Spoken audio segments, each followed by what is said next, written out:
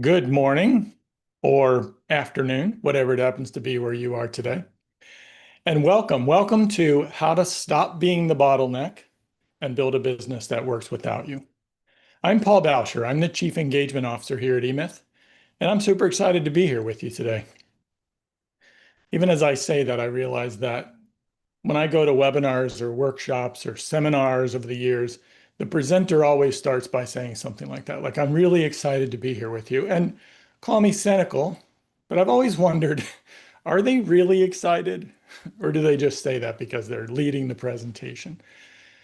Well, I am actually excited to be here with you today, and I'll tell you why. See, I was like you. I was a business owner. I was in business for myself for almost 25 years. But looking back for a good 10 to 15 of those years, I actually didn't own a business.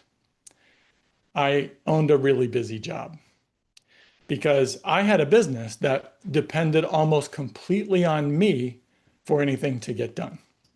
If it grew because I worked harder to grow sales. If it was more efficient because I learned to work more efficiently. When I was a younger person, by the way, my ego loved the fact that my business was a reflection of how smart and hardworking I was. I loved the praise it got me from my clients, even my colleagues in my industry groups. Problem was, as my business grew and it began demanding more and more of me to keep growing to get better, well, then that became quite exhausting for me. When I found myself pulled between spending time with my kids and working, well, that's for me when I knew something had to give, something had to change. I knew that there had to be a better way to do what I was doing. And the things that I'm going to share with you today, are the foundation really of that better way. They are the things that allowed me to create a business that served my life, a business that worked for me instead of the other way around. And so that's why I'm excited to be here to share them with you today, because I know they can do the same thing for you and for your business. So let's get into it. For the next 30 or so minutes, here's a question that I would like for you to consider. What if the thing that you're the best at, that thing that everybody counts on you for, the thing that you do at your business that no one else can quite do as well as you, what if that thing is what's keeping you from building a business that works for you instead of you working for it? What if it's the thing that has you building a business that depends on you rather than giving you the freedom that you want in your life? A lot of business owners find themselves in this position, whether they realize it or not. And in my work here at eMyth, I've talked to literally thousands of business owners. What I often hear about is how the economy is the issue, not enough cash is the issue, my people are the problem. Maybe if I had more cash, I could hire exceptional people, but I don't, so I have to hire mediocre people. Can you see how all of the reasons they believe they're struggling are out there somewhere, outside of them?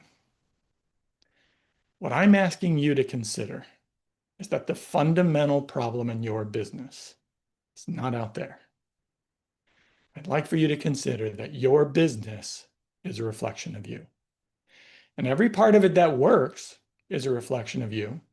And every part of it that doesn't is a reflection of you. And if you have to be the one who has to do everything, make every decision, the fact that that's true, well, that's a reflection of you. You see, it's easy to see your business through the lens of what you can't control, the things that are out there somewhere. It takes courage to see that it's a reflection of you. I realize as I say that may sound like an indictment of you as a leader. My hope is that by the time you leave today, by the time we're finished, is that you will see it as your tremendous opportunity. Because the good news is that if the business is a reflection of you, well, that's where your control lies. Because if you change the way you think about and relate to your business, well, then your business will change. Many of you have likely heard the phrase work on your business, not just in it. Michael Gerber, the author of the eMyth Revisited, he coined that phrase a really long time ago, and just about everybody's picked up on it. I see it in all sorts of forms. It's become part of our business vernacular. But here's the problem. Most business owners are not working on their business.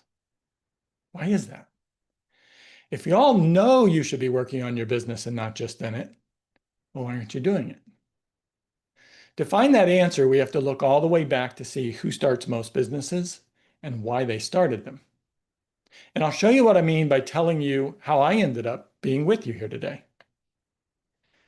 See, I grew up in a family construction business, and I learned to build just about anything from my dad. And not to sound arrogant, but I got pretty good at it. I got so good at it that when I left the family business, ironically, I left the business because I didn't want to own a business. I saw what owning a business was like for my dad, and I didn't want any part of that.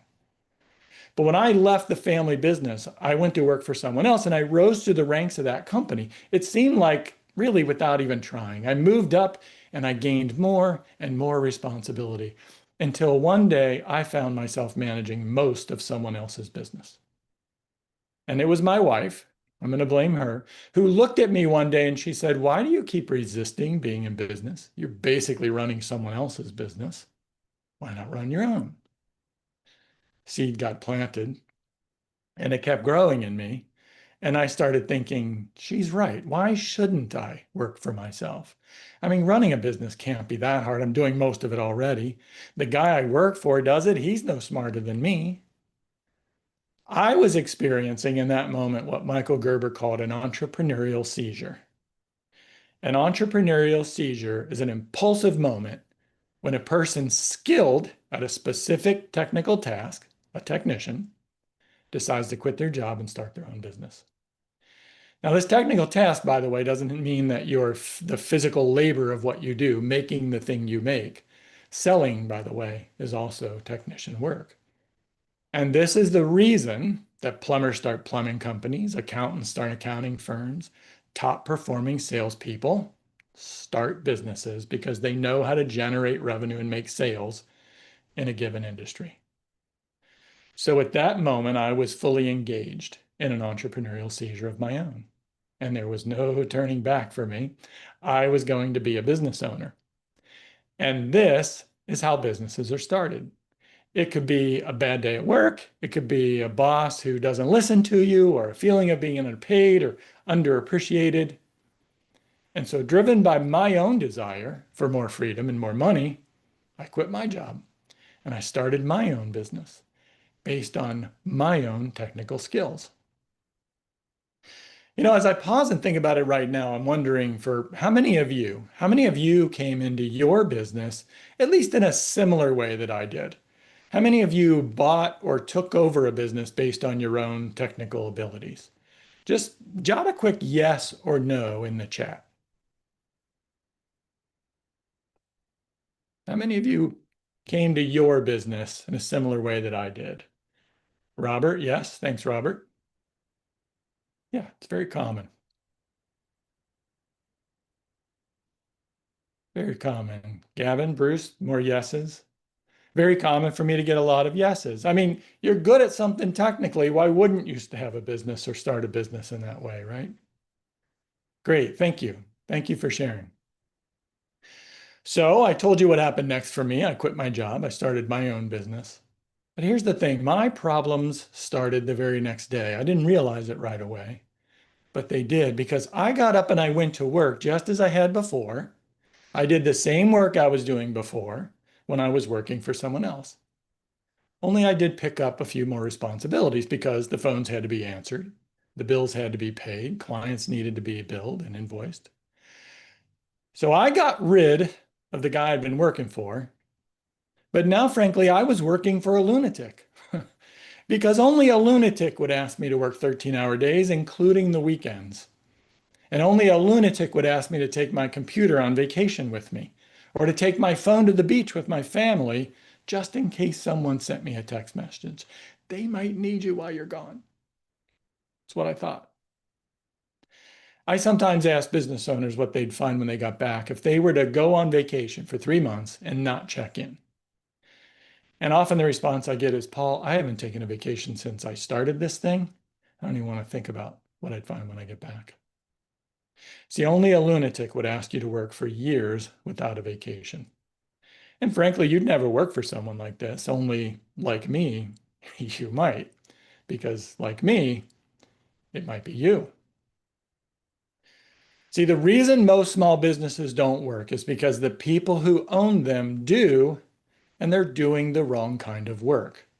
The reason most small businesses don't work is because the technicians who own them think like technicians. Technicians who believe that because you understand the technical work of your business, you understand a business that does that technical work. It's not just a play on words, it's what we call the fatal assumption. And it is the underlying reason that most businesses fail, or at least never reach their potential, and they rarely give their owners the life they dreamed of.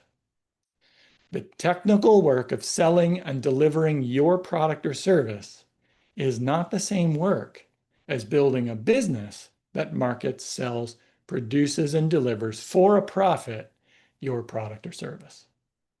And as technicians, they fail to realize that to succeed, you must build a business that's based on functions and systems rather than on your constant presence. So the way I thought about my business was the way I ended up doing business. And the way you think about your business is the way you end up doing business. And that is the core reason why so many business owners know they should work on their business and not just in it, but so few actually do. So like most technician business owners, I had some initial success. I doubled revenue several times over in my first few years. But with that growth, I started to experience something that I didn't see coming. In my case, it was inconsistent revenue. See, I'd go out and I'd make a lot of sales. I was pretty good at selling, and I'd get a lot of projects. But then I'd be so busy managing those projects that I didn't have time to sell more. And as I got closer to finishing the projects, I'd see this empty calendar out in front of me, and I'd refocus my attention on sales again. The thing is, I knew about EMIS 3 personalities model back then. The model that lives in every business owner, the technician, the manager, and the entrepreneur. If you're not familiar with it, the technician lives in the present. The technician is the part of you that's the doer. They love getting things done. And I was a very good doer. I was good at getting things done. Whether it was selling, pricing, managing projects, I was great at it. I wasn't the problem. The manager, on the other hand, thinks about the past and the future, and they crave order in the business through systems. The manager thinks about how to get things done, but they think about how to get consistent results through other people. Now, the entrepreneur thinks about the future. The entrepreneur is the part of you that envisions what your business could look like in the future and focuses all of your efforts on moving in that direction. The entrepreneur sees the business as a part from them rather than a part of them. Now, in my case, I was coming face to face with the fact that I had a business that was not even close to being apart from me. In fact, there was a time when one of my key employees resigned. He was an important part of our team, and another employee was pretty upset about it. He was asking me, how are we going to get by without this person? And I said, well, we'll just hire someone new. I said, this business will only shut down if I leave. Everyone else is replaceable. Now, I said this with all the conviction that only a technician could. Technicians view themselves as the crucial system because they believe they can do the work faster and better than anyone else. They keep their expertise trapped in their head. I had built a business that was completely dependent on me to survive, and in a way that only a technician can be. I was proud of that. See, the thing is, I thought I had avoided this. I thought I had avoided being the technician in my business by not picking up the tools of my trade. Unlike my dad, I didn't have saws and ladders in my truck. I had employees to do those things. So I wasn't doing everything in my business, and that fooled me into believing that I wasn't really a technician. What I didn't realize at the time was that selling, ordering materials, calling trade partners, all of those things are technician work. And it was technician work that made me the bottleneck in the business. And frankly, like most technicians who are excellent at what they do and grow a business around that, I stopped enjoying the very work that I previously loved doing. I began to hate the business I started with so much hope because that business was supposed to give me more life, but it was consuming my life. Another thing I'd like for you to consider today is that the only reason for you to own your business is for it to give you more life. Why else would you own it? So what does that even mean, to have more life? Ultimately, that's up to you to decide. But before you can build a business that gives you more life, you need a picture of the life you want. Because if you don't have a picture of what it is you want, you're not going to get it. It's that simple. You're going to get something, but who knows what it'll be. And I think a lot of people, a lot of us, for me, it was true. We avoid this conversation for two main reasons. First off, it's easier to hide from the clarity of what you want in your life than it is to face the fact that you're not getting it. Because if you don't have a clear picture of what you want, well, then no one, including you, has to face the fact that you're not getting it. It makes it really easy to say things like, things aren't really that bad. The second reason, and this one was very hard for me to come to grips with, is that many of you may have accepted that you don't get to have your business your way. You've resigned yourselves to believing that this is just the way it is when you own a business. Heck, I was involved in industry groups where I was surrounded by people, older and more experienced than me, surrounded by people telling me just that. So when I started working with my eMyth coach, I was a bit surprised that one of the first things I worked on was getting clear about what I wanted my life to be like. At first, I thought that was very odd. So I worked to create a picture of the life my business would help me create on my terms, my way, my values. Sounds selfish or felt selfish sometimes to even say that. And at first, I'll admit I struggled with doing this because I'd never slowed down to think about this intentionally before. But as I reflected on what it was I wanted, I started jotting things down, like being at my daughter's soccer practice and games, spending quiet mornings on the weekends with my wife over coffee instead of going to the office to catch up on things. Frankly, things that I never seemed to catch up on anyway. I thought about the work I was doing and why I was doing it. And I started to realize that I wanted to be the entrepreneur leading my business, not a salesperson in it, not a project manager in it. I wanted to be doing the work that brought me joy and fulfillment. I'm wondering for you right now, what would this look like for you? You don't have to share. This is very personal, just for you. Take a minute right now. Jot down what comes to mind for you first. If you ask these questions of yourself, how do you want your life to feel on a day-to-day basis, at work or at home? What are the things that make you feel the most alive when you're doing them? Who would you spend your time with if you didn't have to be at work as much as you are?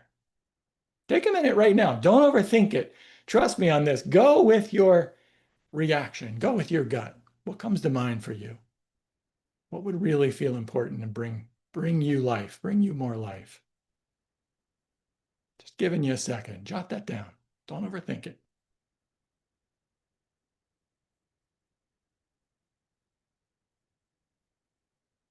It's amazing how little time we give ourselves to do these things, isn't it? Now, seeing what needs to be done and doing it, as you probably know, can be two very different things. And I know I then and still now hated sounding like a victim. But I found myself complaining that I never had enough time. I knew I needed to work on my business, but how could I? It took all of my time to keep my customers happy, keep enough projects sold to keep my team busy. Well, I'm going to take you back to where we started today, that your business is a reflection of you and the way you think about it. And I'm going to share two things with you that they might be hard truths at first. They were for me, and I struggled with them. First, My ability to make time to work on my business wasn't about time at all. I believed I didn't have time to work on my business because that's what the technician in me believed. I prioritized the work in my business, pricing, selling, managing projects, over building a business that could price, sell, and manage projects.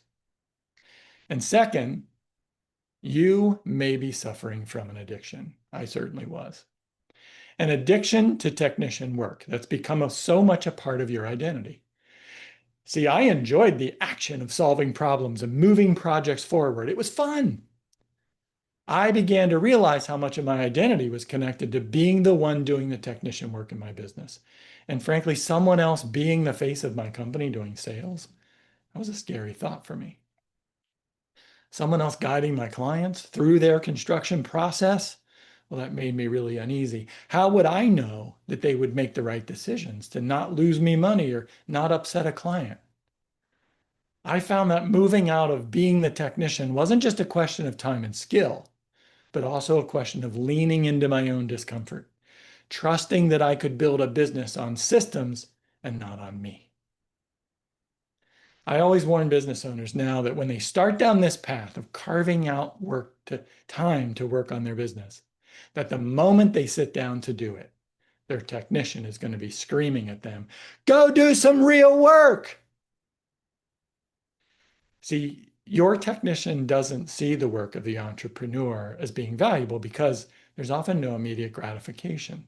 Technicians like immediate gratifications, checking boxes. Entrepreneurial work is often an investment in the business of the future, a business that doesn't operate the way your business operates today. So, what's the solution to this?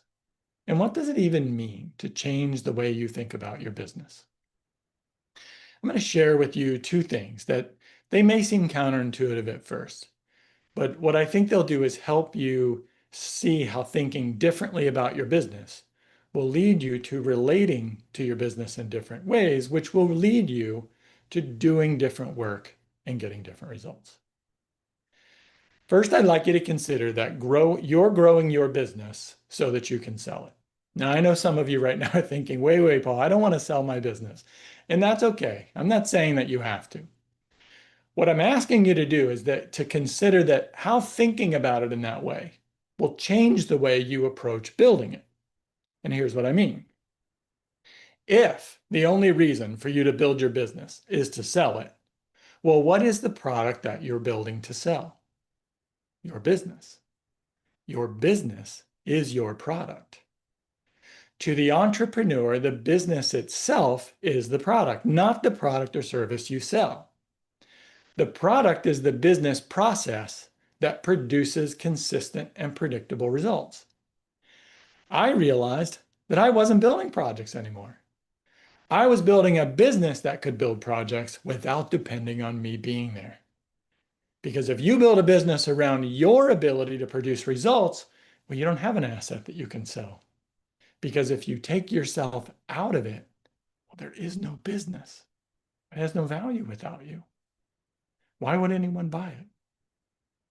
Your business is only an asset that you can sell if it can function without you. And if it won't function without you, by the way, it's also more likely to be consuming your life than giving you the life you want. And remember, the sole reason to own your business is for it to give you more life. Why else would you have it? The second thing I'd like you to consider is that you could think about your business as a business that it's a prototype for 50 more just like it. And I'm not saying you have to want to franchise your business. Just think about it in this way. Because if you would start asking yourself, what do I have to do in this first one so that it can be replicated over and over and over again and get the same results? That, by the way, is an entrepreneurial question. Your technician is never going to ask that question. But you'd have to think about how to communicate the way to get the work done consistently, accurately, over and over again, so that your people could produce extraordinary results in every one of your locations. Because here's the thing, if you were to replicate your business even 10 times, you wouldn't be able to be in 10 places at once. You don't get to solve problems in this one-off way anymore. You don't get to jump in and fix it yourself anymore. Your people have to be able to do it without you being there because you can't replicate yourself. So thinking about your business as a product you'll sell and a prototype that you'll reproduce 50 times, it'll help you shift and see and relate to your business in this whole new way. A way that'll drive you to make different decisions about the work you choose to do on your business. So in my case, as I started shifting my perspective, I found that working on my business was not a question of time, as I thought it was, but it was a question of choice, a question of how to use the same hours in the day. I began the step-by-step process of walking myself out of my technician work. I learned to do technician work with an entrepreneur's mindset. It's how you think about it. When I would make an invoice for a client, I started paying very close attention to what I was doing and started asking myself, what would I have to create to make it possible for someone else to do this? When I would go on a sales call, I would think about the steps that I went through that made a successful sale, steps that I normally would do without even thinking about them. And while making sales in my business did seem very complex at first, my sales process, when I thought about them in that way, began to look more straightforward. They looked like a system. When I thought about the individual steps, they looked like a system that I could document and teach to the right person. So I began seeing that my most important work was being the entrepreneur and the manager and creating a structure for everything my company did. Of course, my goal was enabling the right people to bring those systems to life. Now, this didn't happen overnight, but as my momentum grew, I was surprised by how much progress I could make just by dedicating a portion of each day to being the entrepreneur. I was creating systems that would communicate the way I wanted my business to operate. The entrepreneur, you see, understands that their primary job is to be the engineer of the company's processes, translating the vision into a clear, documented, this is the way we do it here. See, I knew what I wanted my sales experience to be like for my prospects. My job as a technician was to go do it. My job as an entrepreneur and a manager was to engineer a process that others could do. See, this is usually the problem.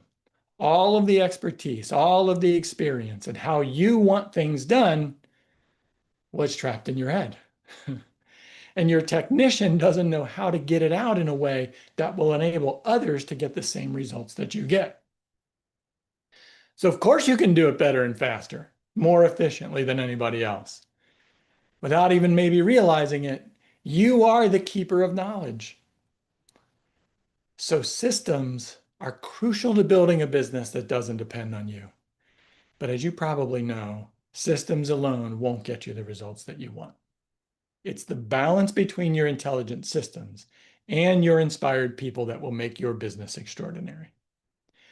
I started to see how the systems I was creating, however, gave me a clearer and clearer picture of what the right people looked like who were going to bring these systems to life and to get the results that I wanted. So as I defined how I wanted things done, the skills to do those things became more and more clear. But they also revealed the decision-making necessary for somebody to be able to work independently without constantly calling me for every decision. I didn't want those texts on the beach. But this is where it got really scary for me.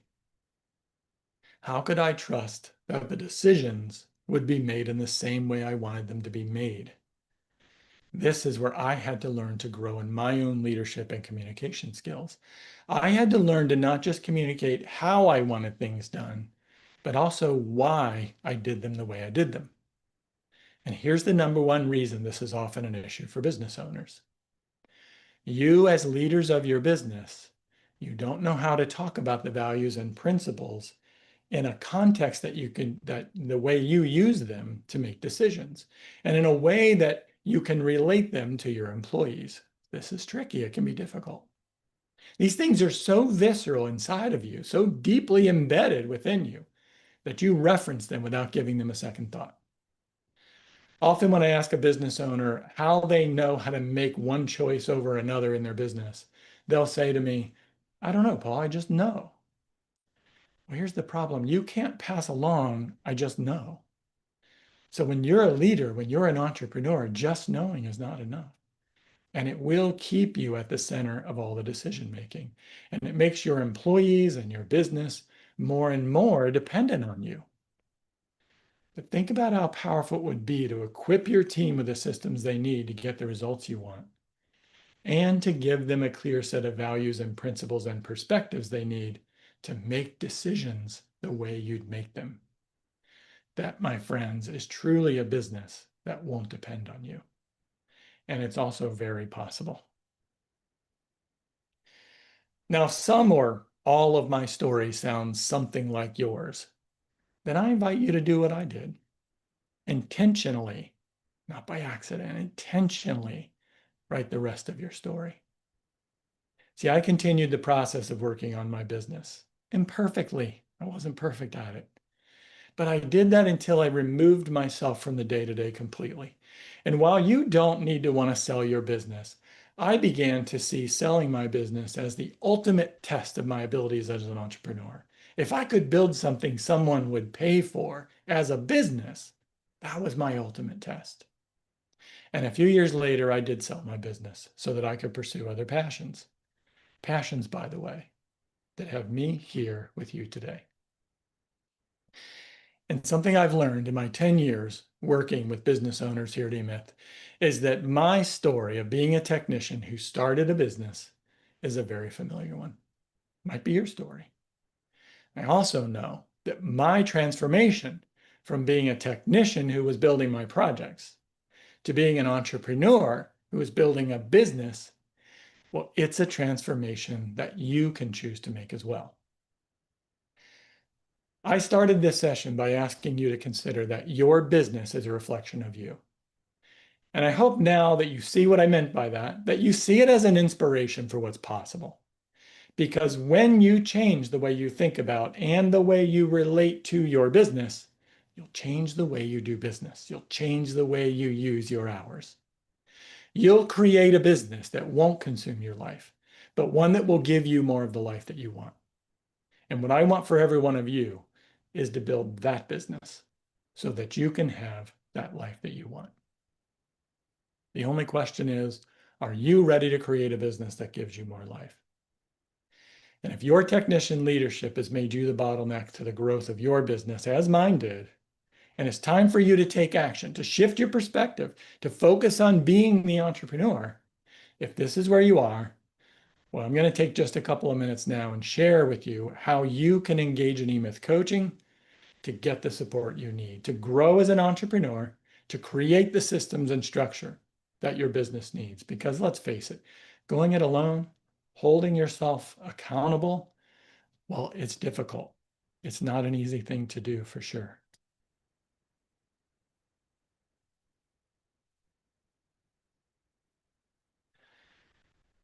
So I will never forget a conversation that I had with a business owner. We had just spent some time diving into his business, doing some real exploration, some coaching. When he paused and he looked at me and he said, Paul, how do I know that this program's actually going to work for me? Well, I thought about his question for a minute. And then I thought about everything I've learned working with business owners over the years. And I asked him honestly and directly, I said, do you wonder if the program works? Are you actually concerned about whether you will work the program?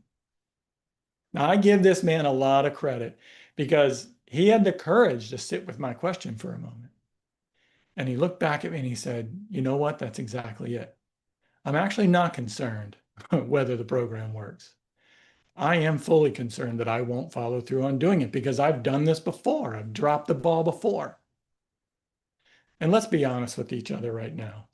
If you or someone you know, we've all seen it or done it. You take on a diet and you don't see it through. You buy a gym membership, you quit after 4 visits. You know how real this is. changing your habits, shifting new behaviors, it's hard. And at eMyth, we don't try to fight against human nature. We try to understand it and we try to work with it. Many of you sitting on this webinar right now are working 50, 60, 70, maybe even 80 hours a week. You don't have extra time to stack on a brand new program on top of everything else you're doing. You know that any program you engage with isn't going to change if you don't actually engage with it. So this is not about adding more work to your plate. If that's what this was, you'd never achieve your goals. A lot of business owners tell me, Paul, I just need to be more disciplined. I just need to work harder. I just need to bear down and grit it out and get it done.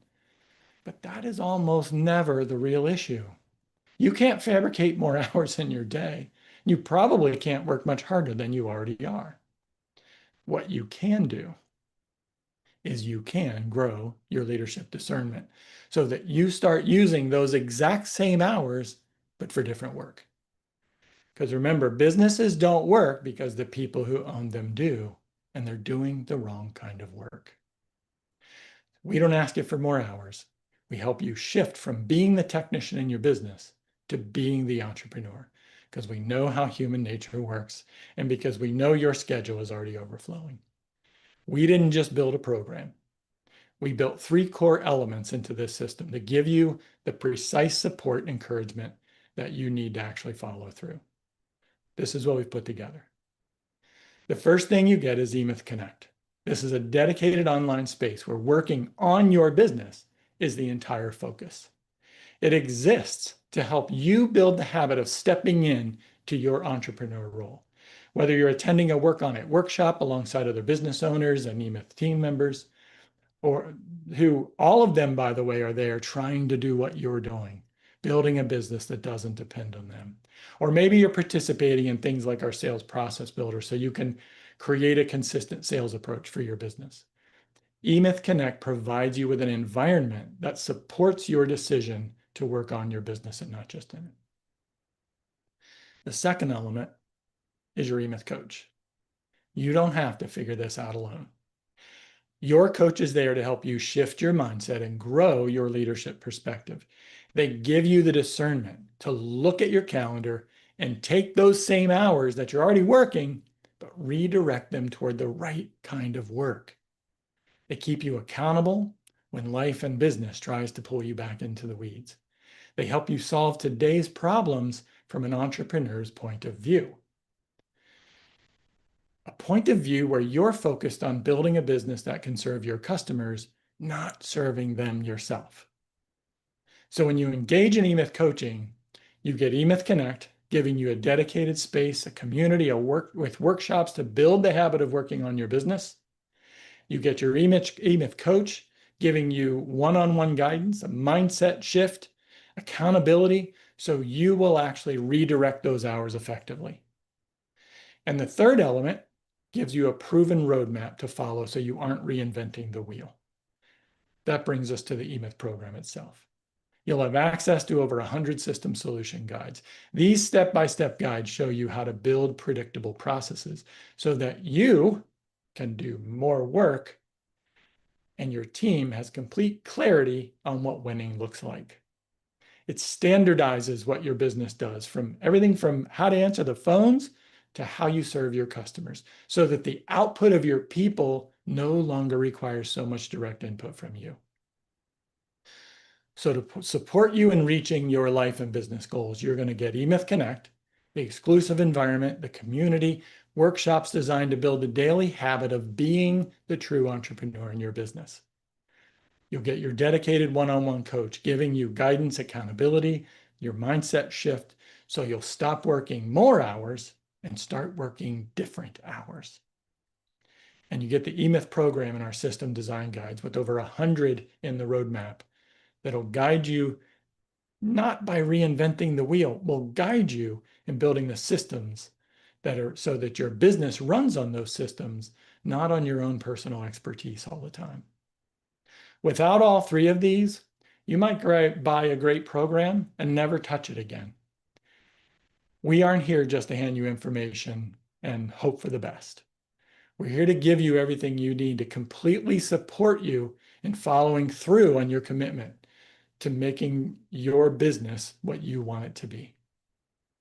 So if it's time to stop trying to hustle your way to freedom and more discipline and longer hours, it's time to work the same hours but do different work, because knowledge without action, it won't change anything. We're sharing a link with you in the chat right now that you can use to schedule your own eMyth free coaching session. This is an opportunity for you to spend 60 minutes to 90 minutes meeting with an eMyth coaching advisor, exploring your business and learning more about how eMyth coaching can help you reach your goals. Find out how you can build a business that works without you having to do everything yourself.